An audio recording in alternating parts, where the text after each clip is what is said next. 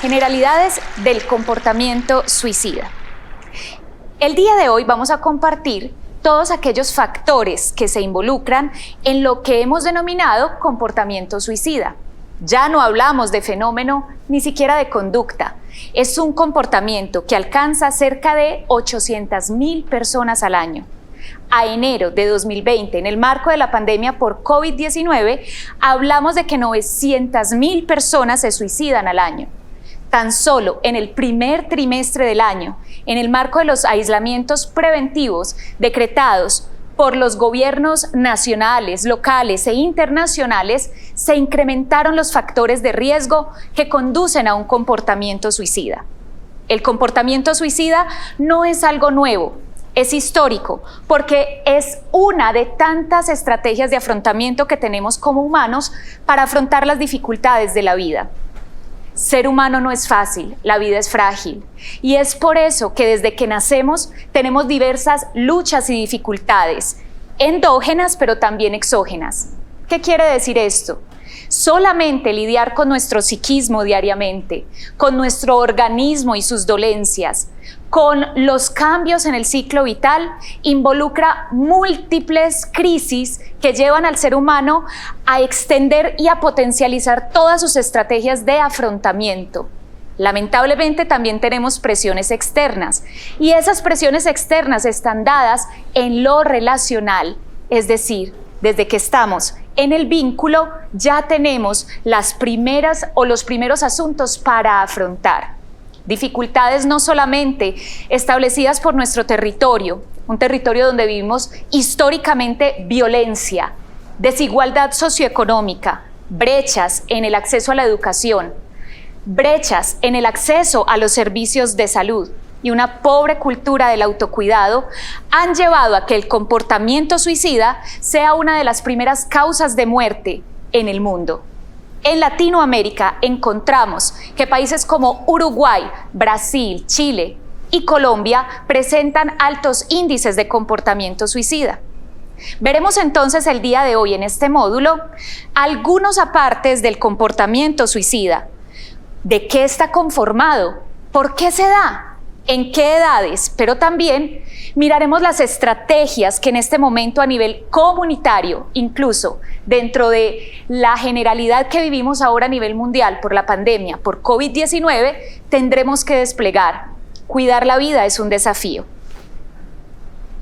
La persona que se suicida pone su esqueleto psicológico en el armario de los sobrevivientes. Piña Martínez nos dice esto en una investigación en el 2014, donde establece que la persona que se suicida deja en los sobrevivientes no solamente la sensación de culpa, angustia y desesperación. El suicidio consumado de una persona tiene un alto costo a nivel social, económico, espiritual, pero sobre todo un gran estigma no solamente para la familia, sino también para la comunidad donde reside. No hay nada más doloroso y quejoso poder sentir en algún reporte noticioso o en la prensa que se estigmatice una familia, un sector, un municipio. El comportamiento suicida no es culpa de una sola persona, y eso lo veremos hoy a través de la importancia de comprender la multifactorialidad del comportamiento suicida. Como introducción veremos en este módulo que el comportamiento suicida es el resultado de múltiples factores que se han deteriorado en la salud mental de la persona, en su familia y en su comunidad. Lamentablemente, estas señales de alerta las leemos bastante tarde porque no tenemos cultura de salud mental. Justamente el evitar estas señales ante la imposibilidad de manejarlas, porque los familiares, incluso el personal de salud, así lo vive y lo siente, ignoran las señales de alerta. En todo suicidio siempre hay señales que el suicida ha dejado, pero no las leemos, no porque los ignoremos o nos falte compasión, no las leemos porque no tenemos los recursos para saber qué hacer con el deseo de morir de una persona. Es por eso que a través de este curso pretendemos dejar mínimo una capacidad instalada en ustedes para detectar, para evaluar y para remitir a los especialistas que tienen la experticia para atender el riesgo de suicidio. La primera idea entonces con la que nos vamos a quedar es que el suicidio es prevenible y todos podemos ser preventores del comportamiento suicida. Además, encontramos que no solamente la información que nos da el sujeto nos va a hacer la posibilidad o nos va a dar el camino para la intervención. Lamentablemente, cada persona tiene un modo diferente de expresar el riesgo de suicidio. Ello implica que debemos tener un ojo clínico bastante agudo para diferenciar en cada persona cómo se presenta el deseo de morir. En muchos es tácito, es decir, inconsciente. No se revela a través de una expresión explícita de me quiero morir, pero sus comportamientos, pero sus publicaciones en las redes sociales, pero sus comentarios, incluso sus chistes acerca de la muerte o querer que Dios me lleve en algún momento o acabar con todo esto, es decir, comentarios de desesperanza, ya me están indicando que puede haber un riesgo de suicidio. Además, necesitamos volver a la clínica del 1 a 1, es decir, en el comportamiento suicida, pretender tener un checklist de ideas por las cuales pensaríamos que alguien se pudiera suicidar sería incorrecto, porque cada persona asimila la tristeza, la angustia, la aflicción, los traumas y los problemas emocionales de un modo completamente diferente. Esto nos lleva a agudizar y a tener muy buena capacidad de escucha con cada persona que ha pensado en quitarse la vida. De este modo poder tener un perfil de personalidad, psicopatológico o de enfermedad o simplemente de desesperanza que nos lleve a pensar cómo puede llegar una persona al comportamiento suicida. Es decir, no vamos a encontrar que todas las personas manifiestan igual este deseo. Pilas, la ideación suicida no desaparece. Muchas personas son atendidas por el sistema de salud, hospitalizadas durante 15 días para poder ser estabilizadas. Sin embargo, encontramos que la idea suicida persevera si no hay un adecuado acompañamiento de psicoterapia que le permita al paciente reestructurar todo ese nudo cognitivo de pensamientos negativos acerca de sí mismo, de los otros, del futuro y del mundo. ¿Qué quiere decir esto? Necesitamos tener claro que a pesar de que el paciente se compense en el marco de un intento de suicidio, también debemos estar atentos a que la idea suicida no desaparece. ¿Esto qué implica? Que tenemos que estar alerta de 8 meses a 2 años haciendo un seguimiento estricto bajo tratamiento farmacoterapéutico si se requiere en el caso de que haya psicopatología de base, pero sobre todo psicoterapéutico y acompañamiento familiar, entendiendo que la familia suele ser no solo un entorno protector, sino también un enorme factor de riesgo para el comportamiento suicida. Así que nos quede clara esta segunda idea durante este curso, y es: no se confíe. Si el paciente dice, ya no tengo la idea suicida, ya no me quiero morir, esto no es cierto plenamente. Quizás el paciente pasa por un mejor momento, pero la idea suicida se reserva para cuando llegue una nueva crisis vital, pasar de la infancia a la adolescencia, de la adolescencia a la juventud, de la juventud a la adultez, de la adultez a la adultez mayor. Pasar por un duelo o una pérdida, o por dificultades que vienen a la vida de la persona generando síntomas emocionales agudos. ¿Qué son síntomas emocionales agudos? Exceso de estrés, ansiedad, aflicción. Esos síntomas que no llegan a una psicopatología como depresión, ansiedad o bipolaridad, pero que afligen demasiado y restan calidad de vida al paciente. Con solo un detonante basta para que la idea suicida vuelva y aparezca. Así que todos atentos, no se fíe de que el paciente se siente un poco mejor. La idea suicida, si no se reestructura, va a permanecer por el resto de la vida. La prevención del comportamiento suicida, entonces, ¿cómo la hacemos? Es la gran pregunta de psicosociales, es la gran pregunta del Estado, incluso la gran pregunta del sistema educativo. cómo cuidamos la vida y prevenimos el comportamiento suicida. El comportamiento suicida se previene desde los primeros años de vida. ¿Qué implica? Que desde la planificación familiar, que desde el deseo de tener un hijo, que desde la crianza en la primera infancia, de los 0 a los 5 años, se empieza a estructurar toda la personalidad de un sujeto, lo cual implica que si hay fallos en esa construcción de identidad, el sujeto no tendrá con qué afrontar las dificultades de la vida. Es por eso que tenemos que articularnos con todos los programas de salud pública, salud mental, educación, justicia, gobierno, vivienda, sanidad. El comportamiento suicida no lo prevenimos solo los psicólogos o profesionales de la salud.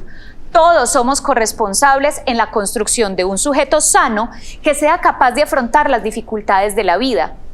Es por eso que insto a la importancia de trabajar desde la escuela, desde los programas de primera infancia, incluso acompañar a las maternas en la labor de tener un hijo, planificarlo, criarlo en habilidades para la vida, a través de las cuales se pueden dar cuenta de cómo se le debe inyectar al niño no solamente esos nutrientes a nivel de lo alimentario, sino afectivos, pero también estrategias de afrontamiento. La pandemia por COVID-19 nos desafió y nos dimos cuenta que muchos niños estaban bien alimentados, tenían buenos aparatos electrónicos, pero muy pobres habilidades sociales, lo que implica que ante la más mínima dificultad sucumben pensando en el suicidio como una posibilidad. Si queremos prevenir comportamiento suicida, debemos hacerlo con todos los grupos etarios que encontramos en los diferentes programas a nivel público y estatal, pero también a nivel de la familia, como por ejemplo enseñar estrategias de afrontamiento para cuando lleguen las diversas dificultades que tenemos los seres humanos, que sobre todo, y recuerde, son de índole relacional. Los suicidios de hoy son el resultado de la deuda social del Estado, pero también la deuda social, afectiva y familiar de todos nosotros que durante más de 20, 30, 40 años descuidamos la salud mental. Para nadie es un tabú que hace más de 10 años hablar de salud mental en un escenario no generaba mucho público. ¿Y esto por qué? Porque cuando hablamos de salud mental o de enfermedad mental, inmediatamente se nos presenta un estigma. Y ese estigma es el que visita al médico, al psicólogo, al psiquiatra, está loco. Estos 10 últimos años venimos trabajando fuertemente en esta desestigmatización.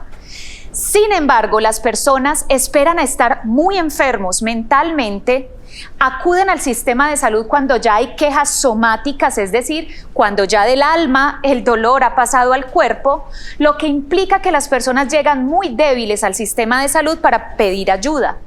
Por tanto, los gobiernos deben saber que a pesar de que enfrentemos en este momento y asumamos con responsabilidad desde la articulación programas de atención en salud mental, ocurre que muchos suicidios que se están dando hoy en adultos mayores, en población joven, adolescente, son el resultado de fallas históricas en el acompañamiento de esa vida. ¿Qué podemos hacer el día de hoy? Mitigar, atender y prevenir para los próximos 20, 25 años. Este programa es pionero porque si todos nos ponemos en acción, estamos seguros pronósticamente que habrá una sensibilización mayor a la comunidad, una atención privilegiada desde el sistema de salud, una formación y capacitación a los profesionales de las ciencias sociales y la salud, de modo que entre todos hagamos prevención del comportamiento suicida para que en 20, 30 años tengamos una población más sana mentalmente y si no, por lo menos que se permita atenderse a tiempo. ¿Cómo manejamos entonces el riesgo de comportamiento suicida en el marco de la pandemia por COVID-19? Si bien hay un temor generalizado a acercarnos al sistema de salud, que es la puerta de entrada para que las personas puedan acceder a los servicios de salud mental, es decir, yo voy al médico general, él hace un tamizaje, se da cuenta si estoy padeciendo una enfermedad mental, incluso riesgo de suicidio. y activa la remisión al segundo nivel de atención, donde psicología, psiquiatría, incluso trabajo social harán un abordaje integral para atender el riesgo de suicidio. Lamentablemente, encontramos que en el primer semestre del año en Colombia se redujo la asistencia a los servicios de salud por miedo al contagio. Esto trajo consigo altas descompensaciones en pacientes que presentaban enfermedad mental, y con ello y con el empeoramiento de los síntomas clínicos a nivel mental, se produjeron suicidios consumados en niños desde los 5 años hasta los adultos mayores de 80, 85 años, es decir, los dos picos, población más vulnerable que no tiene cómo pedir ayuda o que sencillamente por su etapa o estadio del desarrollo consuman el suicidio ante la angustia de tener múltiples factores de riesgo al estar aislados en casa, todos juntos. El aislamiento produjo un estallido de los factores de riesgo al estar 24/7 encerrados en casa con todas las personas y las problemáticas que esto trae. Abuso sexual, violencia intrafamiliar, necesidades financieras y económicas y una desesperanza enorme. Es por eso que en el marco de la pandemia por COVID-19 recomendamos primero que el manejo del riesgo de suicidio lo hagamos en familia. Cuando hablamos de familia, estamos diciendo que el sistema completo debe comenzar a generar estrategias que le posibiliten a la familia gestionar conflictos, pausas, es decir, momentos a sola o tiempos fuera, pues al estar todo el tiempo en contacto con nuestros familiares, con la autoridad, con la ley, con el exceso de autoridad o la negligencia y falta de acompañamiento, se incrementaron los factores de riesgo para un suicidio. Así que el sistema de salud, los psicosociales, redes y líneas de atención han estado formando en el manejo de conflictos para que la familia se convierta en ese entorno protector y hospitalicemos en casa a aquel que necesita esa atención humanizada. Además, la adherencia al tratamiento farmacológico debe ser insistente. Si usted es un líder comunitario, preventor en salud mental, por favor enfatice la importancia del tratamiento farmacológico que se debe brindar, primero que todo, por parte del cuidador. El paciente nunca debe manejar un tratamiento farmacológico y menos psiquiátrico. Puede atentar contra su vida con ese mismo material farmacológico. Además, que el acto de entregar el medicamento al otro con amor, con cariño, con paciencia y reiteradamente, va a traer empatía y una sensación de estar cuidado por mi familiar. La adherencia al tratamiento es mucho menos costosa que pensar en una descompensación y una hospitalización que suele ser muy costosa, emocional, en dignidad, en la historia del sujeto, pero también que no nos va a reducir del todo el riesgo de suicidio. Adicional, debemos trabajar durante esta pandemia la cultura de salud mental. Creo que para todos fue claro que si algunos profesionales deben estar activos y en primera línea, no solamente son los médicos, sino los psicosociales, en el acompañamiento de la salud mental de las personas. Hasta el 2019 teníamos la visión humana de que el éxito y el sentido de vida se daba gracias a lo que éramos, dónde trabajábamos, qué teníamos o qué planes podíamos hacer para fin de año. Todos esos planes se vinieron abajo y la única prioridad ha sido sobrevivir a una pandemia. Es por eso que debemos invertir esa escala de valores, empezar a cuidar nuestro físico, empezar a cuidar nuestra alimentación, empezar a cuidar nuestras relaciones emocionales y, ¿por qué no?, nuestro corazón.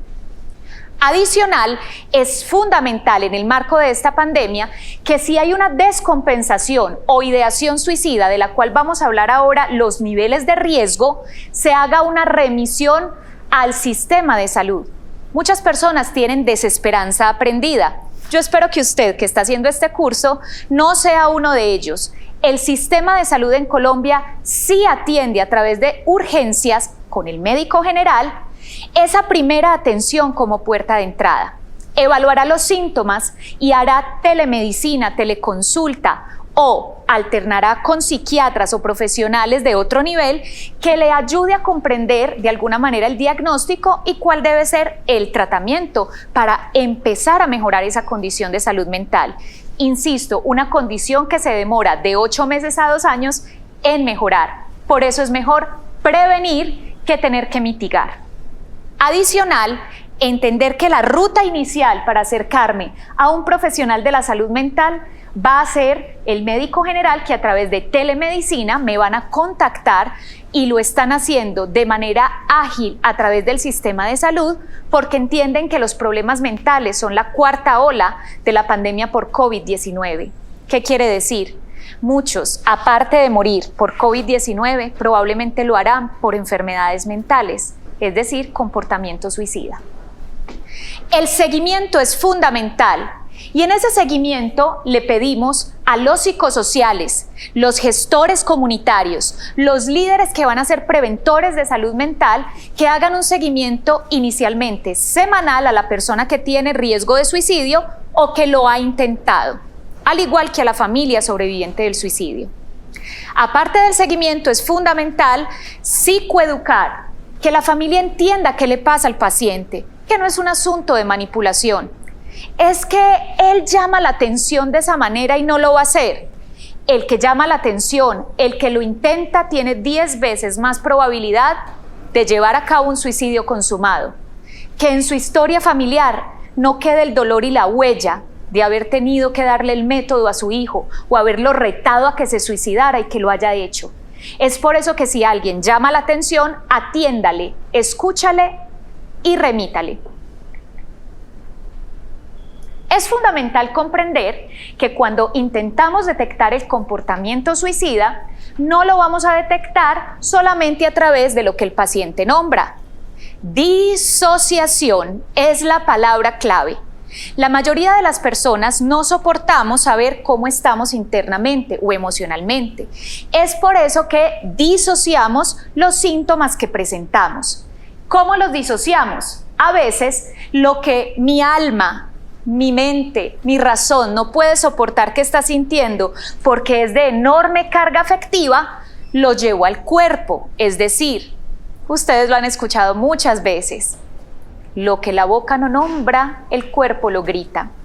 Esto implica entonces que muchas veces el síntoma emocional o fisiológico va a cumplir la función de advertencia. Algo está pasando aquí. El consultante crónico que va a urgencias por migraña, por dolores gástricos, porque tiene síncopes, fibromialgias, muchas veces nos está diciendo que hay algo que no va bien en su alma. Préstele atención, puede ser también un factor de riesgo. Adicional, es importante entender que para yo resolver esa disociación y entender que me quiero morir y necesito ayuda, necesito hablarlo, nombrarlo, y eso lo veremos en otro de nuestros módulos.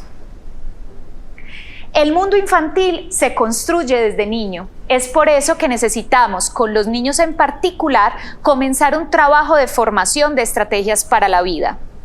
Mi hija muchas veces lo dice: mamá, la vida no es fácil, pero hay formas de salir adelante.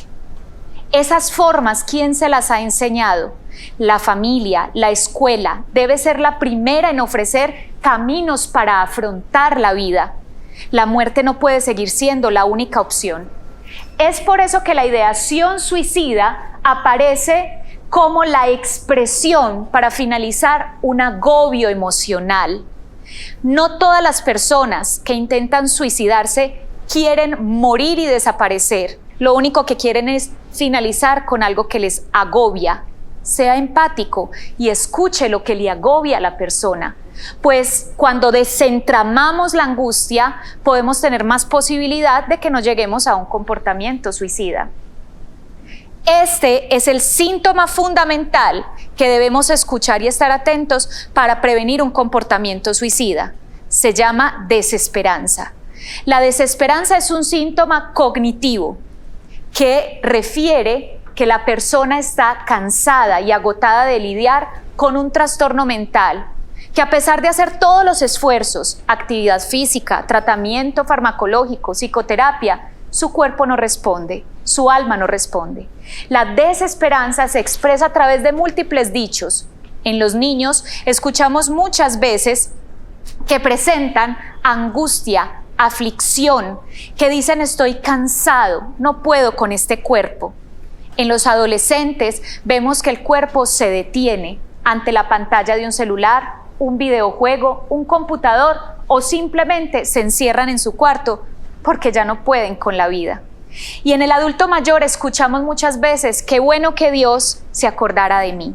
Desesperanza, palabra clave que tenemos que estar atentos cuando estemos escuchando a una persona que presente riesgo de suicidio.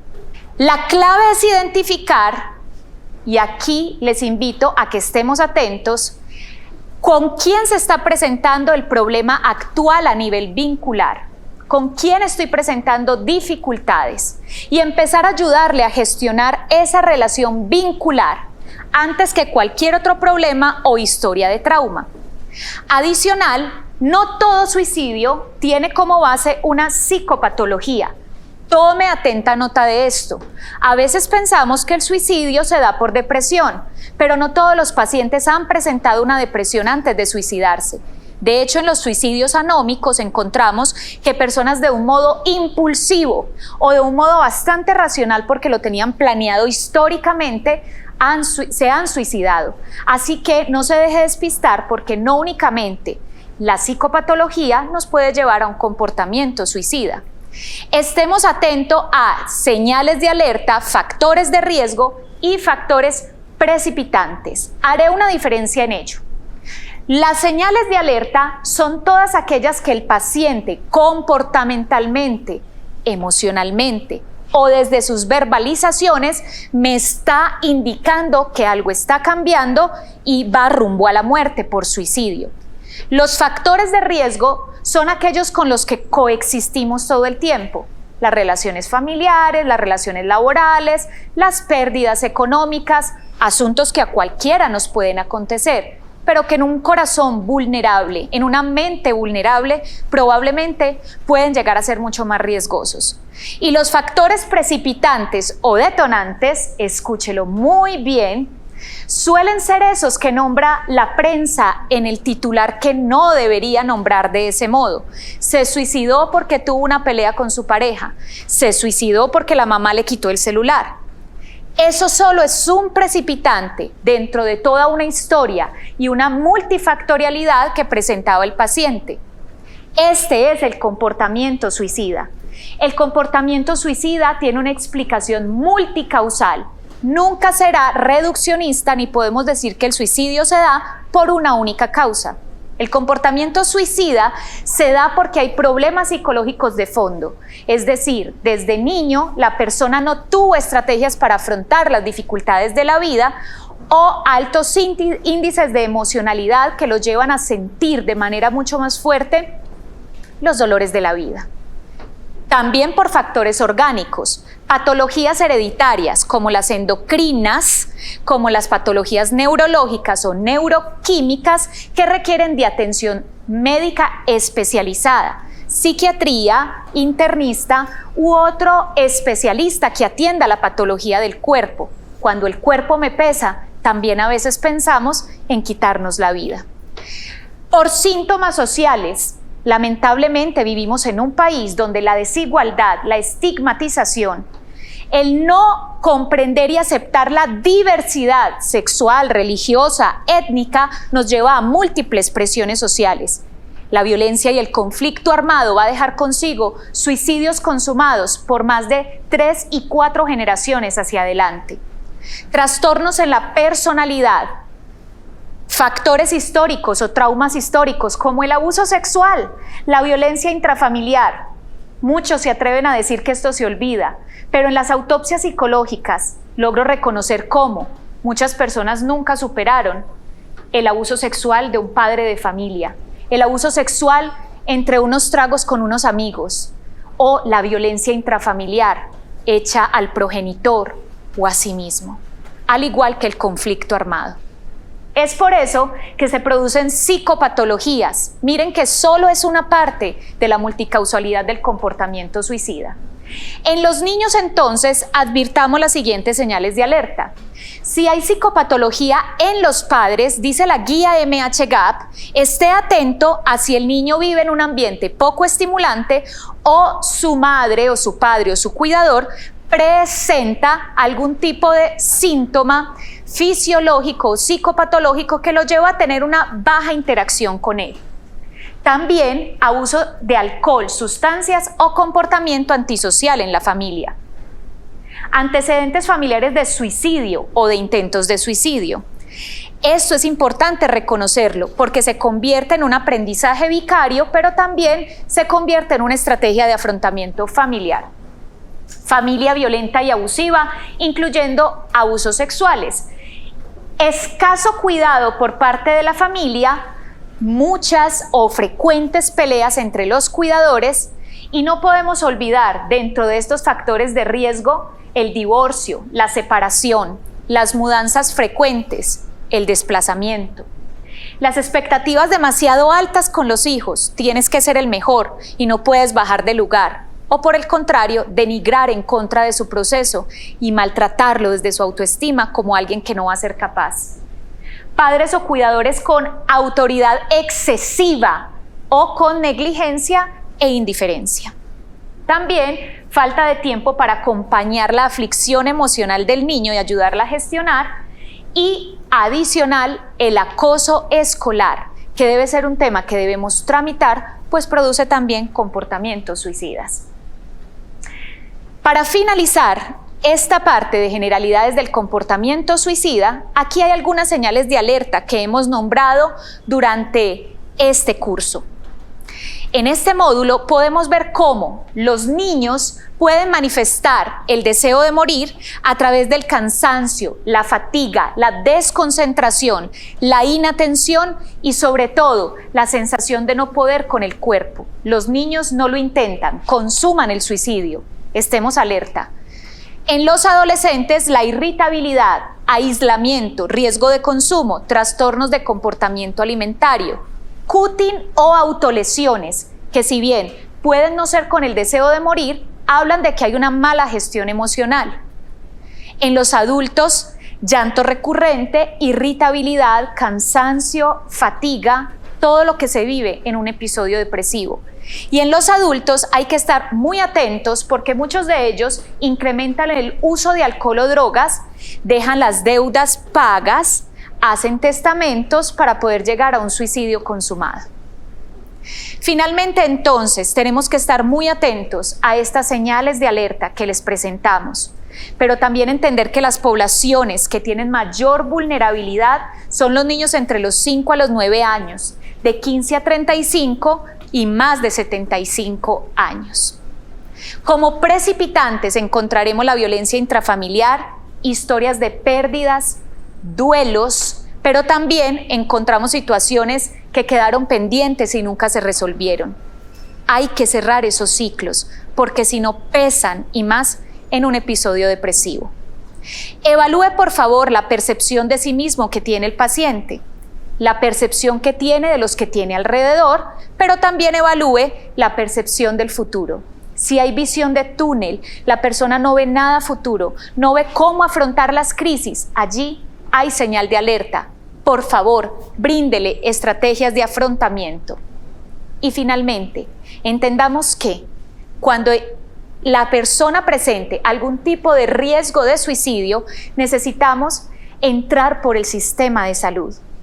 El riesgo bajo para un comportamiento suicida, es decir, lo nombro, lo enuncio, pero no tengo un plan, yo lo puedo empezar a abordar con estrategias psicosociales y familiares. Sin embargo, en el riesgo medio, donde ya hay un gesto suicida, un plan suicida o un intento de suicidio, yo debo llevar a la persona directamente al sistema de urgencias para ser atendida. Es fundamental que ningún intento de suicidio se quede en casa. Todo riesgo de suicidio debe ser atendido profesionalmente y sobre todo ampliar la red de apoyo familiar. Estas son algunas generalidades del comportamiento suicida. Recuerde, evaluar remitir al sistema de salud y hacer seguimiento, ampliando la red de apoyo y acompañando a la familia como principal factor protector. ¿Cómo intervenir entonces el riesgo de suicidio? Para esto necesitamos estrategias continuas. La intervención del comportamiento suicida no se logra con una única intervención, 2 o 3 sesiones. Culturalmente decimos, pero si ya está yendo al psicólogo, ¿por qué sigue tan mal? Si lleva 3, 4 sesiones. Es que cuando yo quiero perder la vida, significa que hace mucho he venido perdiendo muchísimo de mí. Para poderme recuperar, necesito múltiples intervenciones que sean consecutivas y que garanticen el seguimiento médico, pero también psicosocial y sobre todo el apoyo familiar y comunitario. ¿Qué quiere decir entonces? Los centros de mediación a nivel comunitario son fundamentales.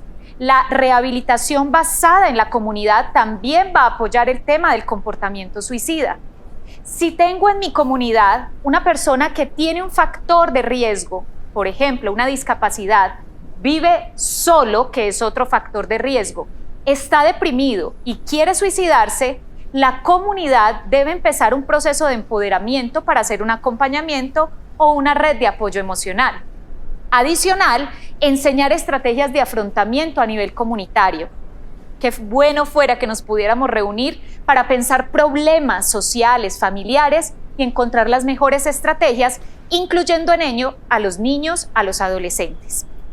La comunicación y la resolución de problemas, pero también en ese tratamiento es muy importante validar la emoción, porque la emoción es la que está gatillando el deseo de morir.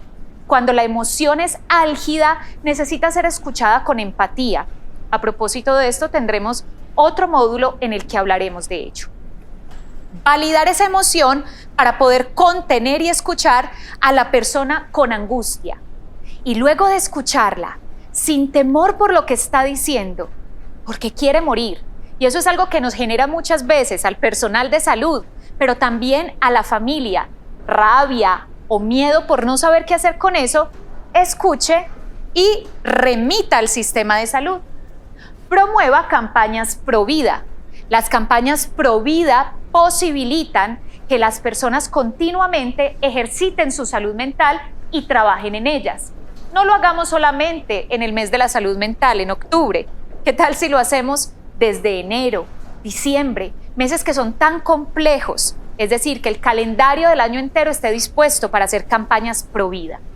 Adicional, es fundamental articular a la persona con intento de suicidio a redes de apoyo comunitarias.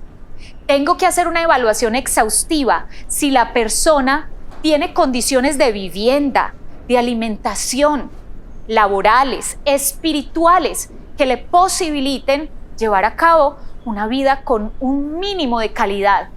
Yo no puedo solamente hablar con una persona que quiere morir si ni siquiera tiene con qué comer o quizás tomarse un medicamento. Es por eso que es fundamental la articulación de la oferta institucional. ¿Qué no es adaptativo en el tratamiento o el abordaje del intento de suicidio? Primero, minimizar la emoción. Segundo, pensar que es una manipulación.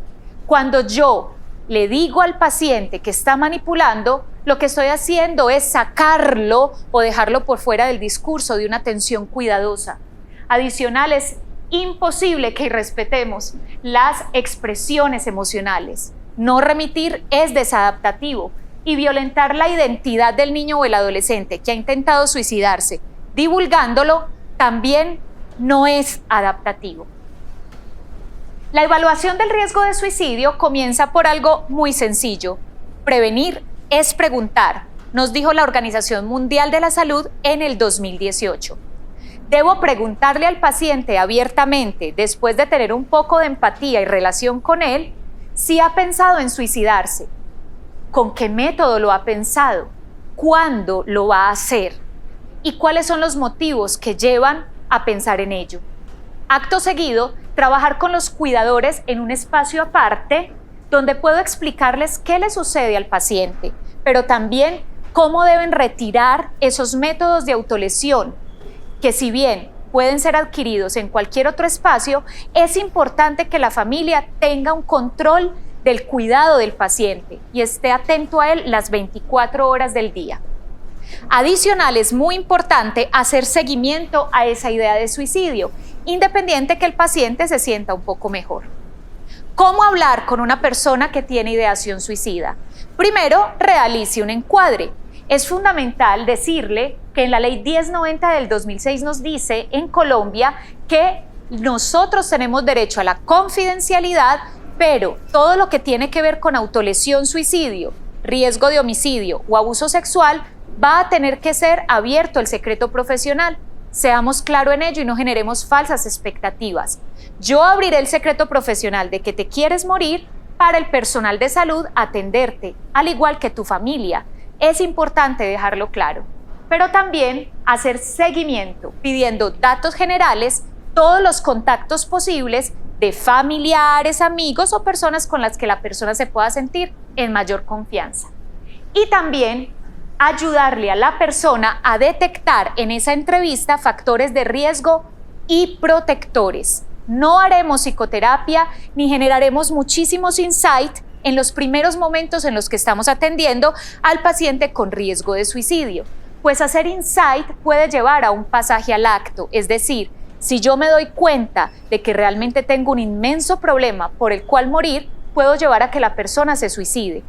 Mientras manejo el intento de suicidio, solo voy a estar escuchando la aflicción emocional e identificando factores de riesgo y protectores. En eso se debe centrar la entrevista, al igual que hacer un acompañamiento a los cuidadores para que ellos tengan estrategias para acompañar y puedan ampliar la red de apoyo. No se nos olvide, a veces la familia de la persona que se quiere suicidar puede estar mucho más enferma que el mismo paciente.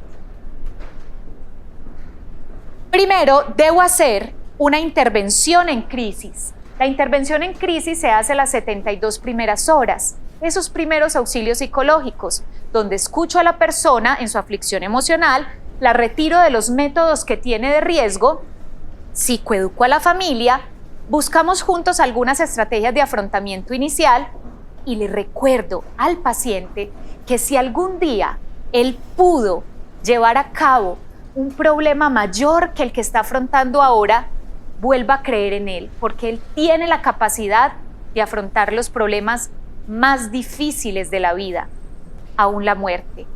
A eso le llamamos también resiliencia. Es por eso que en la telecomunicación o seguimiento que hagamos al paciente días después, es importante preguntar si tiene tratamientos previos psiquiátricos y si tiene antecedentes de algún otro tipo de enfermedad para ser atendido. Solicite el contacto de más personas que le puedan apoyar. Indague si la persona tiene sistema de salud y si no, ayúdele a afiliarse al sistema de salud. Todos los colombianos tenemos derecho.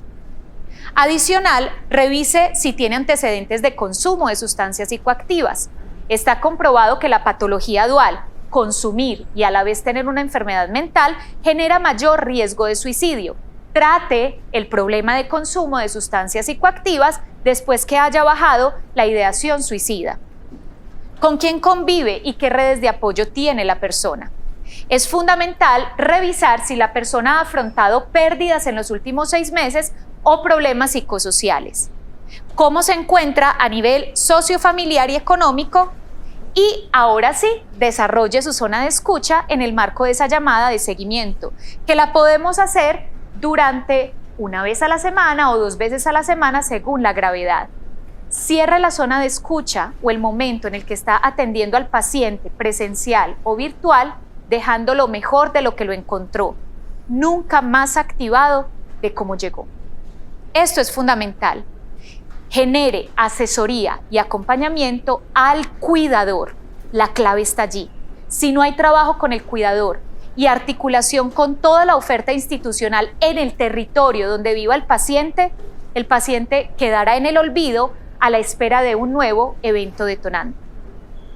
Estas son algunas generalidades de la atención, de la intervención del riesgo de suicidio, donde todos podemos hacer parte de esa red de apoyo y el cuidado por la vida. Y es que si hablamos de comportamiento suicida, tendremos que hablar de posvención, sobrevivientes del suicidio de un familiar. ¿Qué es ser sobreviviente?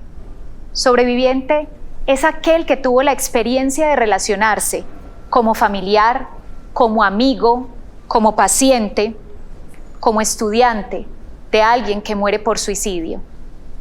Una huella que es imborrable, porque el comportamiento suicida no deja explicación suficiente para comprender cómo alguien ha decidido acabar con su vida. En la imagen que vemos en este momento encontramos la resignificación, el proceso que realiza una madre que ha perdido por suicidio a su hijo de 14 años. Al no poder generar una fuga geográfica, término con el cual nombramos cuando las familias que viven el suicidio al interior de su casa se van rápidamente de domicilio o se cambian, esta mujer no logra hacer este cambio justamente por sus condiciones económicas. Después de 5 años de no ser capaz de habitar el mismo espacio donde perdió a su hijo más amado, ella lo resignifica de este modo. Esto resultado del acompañamiento profesional, del acompañamiento espiritual, pero también de los grupos de apoyo fundamentales en la posvención. Y es que por cada suicidio consumado, cerca de 140 personas terminan afectadas. Y entre esas 140 personas no solamente está la familia, están los maestros, está el profesional que lo atendió, el psiquiatra, el psicólogo. Todos quedan tan impactados que incluso, según las investigaciones del 2020, muchos profesionales deciden incluso abandonar su profesión gracias al impacto y el dolor que genera el suicidio de un paciente. En este caso, entonces, tendremos que hablar de posvención como el método de intervención y atención a los sobrevivientes del suicidio. Al inicio de este módulo nombrábamos que 900.000 personas se suicidan al año. Hagamos la cuenta, por esas 900.000 personas, ¿cuántas personas más quedan vulnerables? He nombrado primera línea de urgencia a aquellos sobrevivientes del suicidio de un familiar como los principales que hay que atender. Para ello, he preparado para ustedes una propuesta de intervención y ruta, dado el riesgo de suicidio que pueden padecer. Pues si algo hay cierto es que el que se suicida solo era el síntoma de una familia donde probablemente hay más personas que han pensado en suicidarse. Es por eso que la UNICEF nombra la posvención como el método o la estrategia de tratamiento y acompañamiento a través de los grupos de ayuda mutua o grupos de apoyo para estas familias, donde lo que se busca es la desestigmatización, dados los efectos del suicidio en esos familiares, quienes en primer lugar van a tender a aislarse, a desvincularse y a recibir las críticas sociales, incluso la áspera crítica que latiga a muchos sobrevivientes, y es cómo los medios de comunicación presentan el suicidio de un familiar, culpando directamente un sector, un municipio o la misma familia con nombres personales, generando muchas veces amenazas a esta familia que vive ya de hecho una tragedia. Y por lo cual, según en este módulo hemos venido explicando, el suicidio no es culpa de una sola persona, sería reduccionista así nombrarlo. Es por eso que el superviviente o sobreviviente es aquel que ha tenido incluso que atender el intento de suicidio. El intento de suicidio deja en unas condiciones psicosociales y emocionales a la familia que nunca van a poder cambiar. Dicen estas personas en los grupos de apoyo en los cuales tenemos experiencia que ya no duermen tranquilos, que el hecho de venir del trabajo a casa y solo pensar anticipadamente que el familiar va a estar en una escena suicida no les permite tener una vida. Por eso hablamos de sobrevivientes. Adicional, encontramos que en los grupos de supervivientes buscamos, no solamente en Colombia, sino en otros países donde se ha tenido que abrir la estrategia de grupos de ayuda mutua, desestigmatizar, psicoeducar y ayudar un poco a ese duelo que se presenta en la sobrevivencia del suicidio, que es un duelo complicado y que llamaremos duelo no lineal. ¿Por qué hay tanto impacto en el superviviente? A través de la teoría de la mente, que es una teoría psicológica, entendemos que los seres humanos nos relacionamos afectivamente, cognitivamente, sensoperceptualmente, y que estamos conectados al otro más allá de una relación cotidiana. Cuando el otro decide cortar con su vida, deja en la persona una identidad quebrantada, deja su columna vertebral psíquica fragmentada en pedazos, y volverla a rehacer no implica tener un vínculo nuevo necesariamente, porque cada vínculo es especial. En la mente del sobreviviente quedan preguntas como: ¿por qué no llegué antes? ¿Qué me faltó ver a tiempo? ¿Por qué no lo ayudé? ¿Por qué lo reté? ¿Por qué le dije, mátese a ver si es capaz? Es por eso que en el sobreviviente quedan múltiples cargas y culpas que lo pueden llevar también a un comportamiento suicida. El doctor Juan Balbi, en el marco de la psicoterapia posracionalista, nos dice que los seres humanos nos representamos en el psiquismo del otro. Cuando el suicida se está yendo o está desconectándose de la vida, el familiar intenta conectarse con él, pero es imposible. De allí la importancia de la tolerancia a la frustración en el personal de salud y en el familiar, en intentar conectarse una y otra vez desde el afecto con esta persona que quiere desprenderse de la vida. Quizás usted es la única persona que le hace tener lazo con la vida. El doctor Juan Balbi nos habla de la metarepresentación afectiva personal, y es como yo me veo en la mente del otro. Ahora, el sobreviviente lo único que carga es el esqueleto psicológico del que se ha suicidado. Esto implica que quedan todas las preguntas, los vacíos, las tristezas en la mente del sobreviviente. Por eso, hablamos que el impacto en un sobreviviente por suicidio es a nivel físico, conductual, cognitivo, inconsciente, al punto que la persona quizás nunca va a poder reponerse. Quizás logre hacer semblante con lo que puede, atender a sus otros hijos, atender su empleo, porque igual tiene que sobrevivir, pero nunca será la misma persona, porque el día que encontró a su persona muerta por suicidio, allí se detuvo la vida.